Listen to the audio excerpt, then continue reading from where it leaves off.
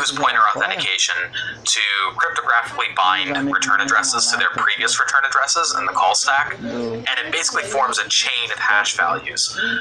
Each return address on the stack depends on the hash of the return address that came before it, and that helps to ensure that the key remains unique and doesn't get reused, since each control flow path, in theory, should have its own key, basically. And the current token, or MAC key, is stored in the exclusive register, which they call the chain register, which may seem like a major sacrifice from a performance standpoint of losing a register to work with, but they note that Shadow Stack also requires a register.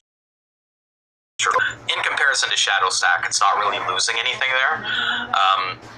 And then that register is checked against when a function goes to return to ensure the pointer is authenticated data. Now, because of the nature of PAC and how the code is embedded in the pointer, there is a bit of a weakness in the way that there's only 16 bits of entropy to work with there, which does make this type of mitigation somewhat weak to collision. They do try to prevent that. They basically do that with masking, with a pure NG value derived from the previous authenticated return address, and then they clear that mask immediately after use. So in that way, they try to make it harder to identify a collision and identify opportunities for reuse, but it is still there because when you're limited to that many bits, it's just not enough bits to work with, really, when you're talking about crypto stuff.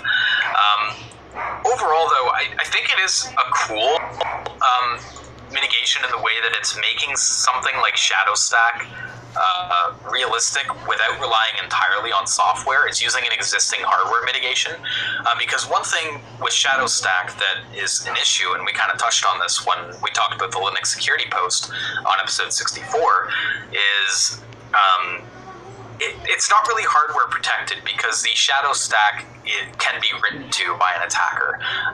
There's nothing in the hardware that says you cannot write to the Shadow Stack.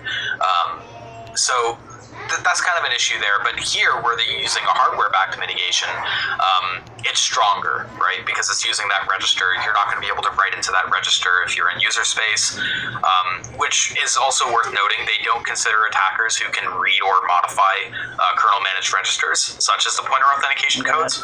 So, as far as I understand it, this is mostly for user space, and obviously it doesn't consider data-oriented programming attacks, because that's not really going to be able to be tackled with CFI.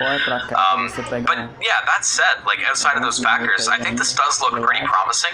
The performance overhead was really small at about 3%, though there is a bit of a caveat there. They had to estimate the overhead, and they benchmarked on a fixed virtual platform, because the only SoCs that support pointer authentication at the moment are Apple, which, as we all know, are extremely favorable to third-party code and sarcasm.